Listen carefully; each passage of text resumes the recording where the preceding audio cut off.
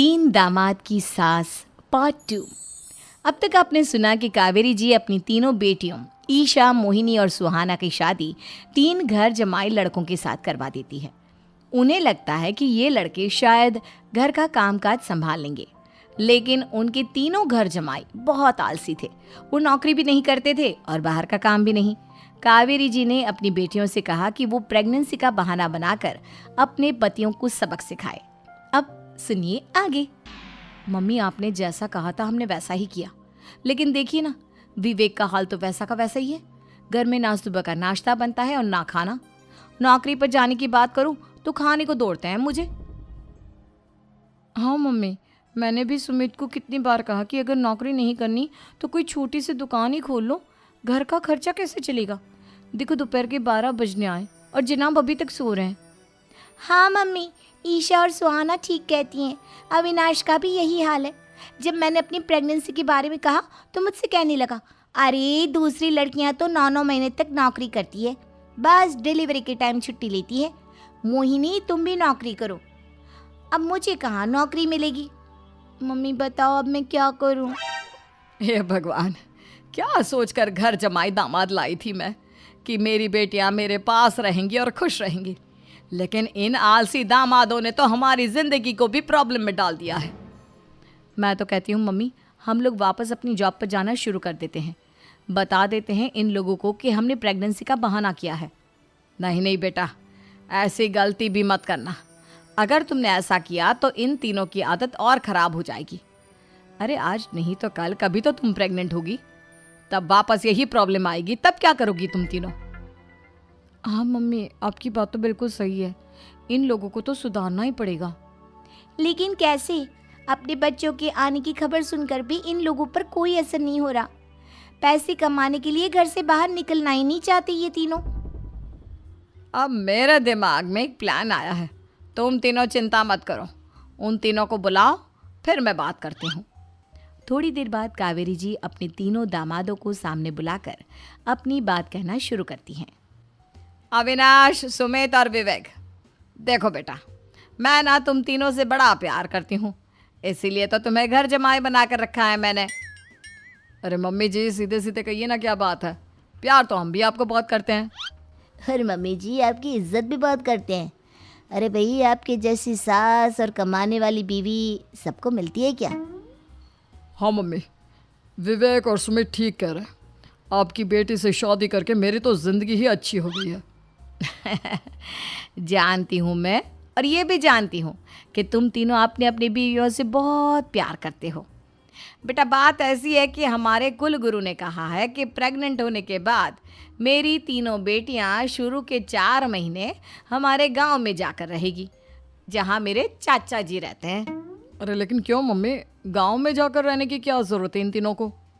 वो क्या है ना बेटा, हमारे परिवार को एक श्राप है।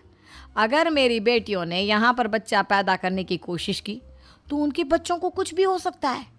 इसलिए अब से लेकर 4 महीने पूरे होने तक इन्हें गांव वाले घर में रहना पड़ेगा। हाँ तो इसमें प्रॉब्लम क्या है मम्मी जी, हम भी वहाँ जाकर रहेंगे, पिकनिक मनाएंगे। अरे भाई, बीवी जहाँ हम भी वहाँ। हाँ यार, आइडिया तो बहुत अच्छा है। शहर की ज़िंदगी में रह रहकर परेशान हो चुके हैं, अब कुछ दिन गांव में बिताएंगे। तुम लोग समझने की कोशिश क्यों नहीं करते। तुम में से कोई भी वहाँ नहीं जा सकता, और मैं यहाँ रहूँगी ना तुम तीनों के साथ। 4 महीने की तो बात है, उसके बाद ये तीनों ही लौट कर आ जाएंगी। ठीक है मम्मी जी, अब हमारे बच्चों का सवाल है तो ये तो करना ही पड़ेगा। कावेरी अपनी तीनों बेटियों को कुछ दिन के लिए घर से बाहर कहीं दूसरे शहर में रहने के लिए भेज देती है। कुछ दिनों के बाद, अरे मम्मी जी, बहुत दिन से पिज्ज़ा नहीं खाया, मंगवाइए ना। क्या बताऊं बेटा, पहले तो बेटियां खर्चा दे देती थी क्योंकि उनकी नौकरी थी, लेकिन अब तो मेरे पास पैसे ही नहीं बचे। थोड़े बहुत पैसे हैं जो बच्चों की डिलीवरी में काम आएंगे। लेकिन मम्मी जी, आपकी बेटियों को वापस आने में तो अभी बहुत वक्त बाकी है। वही सोच सोच कर परेशान हो रही हूँ। सोच रही हूँ कल से दूध भी बंद करवा देती हूँ। अब दूध वाले को देने के लिए पैसे भी तो नहीं है ना। अरे नहीं नहीं मम्मी जी, अगर दूध भी बंद करवा दोगी तो मुझे चाय कहाँ से मिलेगी, और चाय के बिना मैं तो मर ही जाऊँगा। क्या करूं बेटा, इसके अलावा हमारे पास कोई ऑप्शन नहीं है, मेरे पास पैसे ही नहीं बचे। इस तरह कावेरी जी धीरे धीरे अपने तीनों दामादों को पैसे देना बंद कर देती हैं और घर में खाने पीने की चीज़ें लाना भी बंद कर देती है। अब वो तीनों बुरी तरह से परेशान होने लगे थे और इसलिए एक दिन तीनों प्लान करके घर से बाहर निकलते हैं और बाजार में जाने के बाद यार अच्छा खाना खाए हुए कितने दिन हो गए, पता नहीं कब अच्छा खाना मिलेगा। हमारी बीवियों के जाने के बाद तो हमारी हालत भिखारियों जैसी हो गई है यार।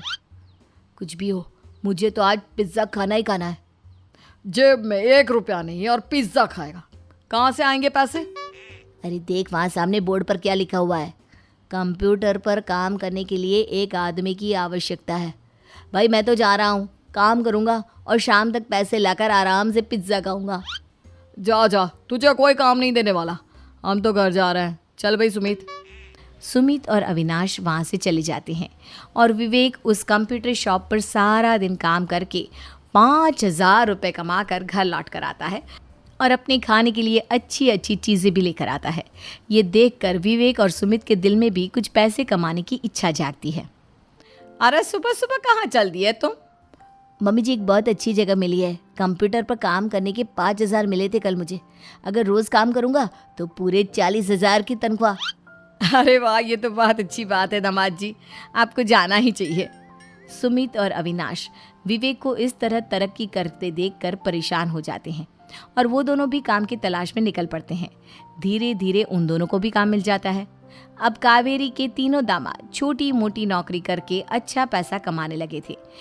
एक दिन कावेरी उन्हें अपने पास बुलाती हैं। अरे वाह, विवेक 40,000 कमा लेता है, अविनाश 60,000 और सुमित तुम भी 40,000 के आसपास कमा ही लेते हो। कुल मिलाकर तुम अच्छे खासे पैसे कमा रहे हो बेटा। हाँ मम्मी जी, बहुत मज़ा आता है जब महीने के एंड में मोटी रकम हाथ में आती है।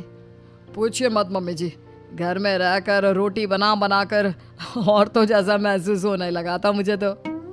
हाँ बेटा, तुम तीनों की बात तो बिल्कुल ठीक है और जानते हो अब तुम तीनों की पत्नियां भी वापस लौट कर आने वाली है। लेकिन मम्मी जी अभी तो उन्हें गए सिर्फ 2 महीने हुए हैं, आपने तो कहा था वो 4 महीने के बाद लौट कर आएंगी। ऐसा कुछ नहीं है बेटा, मैं सिर्फ तुम तीनों को सबक सिखाना चाहती थी कि आदमी घर में बैठकर बीवी की कमाई खाता हुआ अच्छा नहीं लगता। इस दुनिया में हर इंसान को मेहनत करनी चाहिए, काम करना चाहिए, चाहे वो औरत हो या आदमी, ताकि अपने परिवार को संभाल सके। कावेरी की बात सुनकर उन तीनों को अपनी गलती का एहसास होता है और कावेरी उन्हें सच बता देती है कि ईशा, सुहाना और मोहिनी शहर में ही कहीं दूसरी जगह रह रहे थे। शाम के वक्त उन तीनों की पत्नियां लौट कर आ जाती है और कावेरी जी का परिवार एक खुशहाल परिवार की तरह रहने लगता है।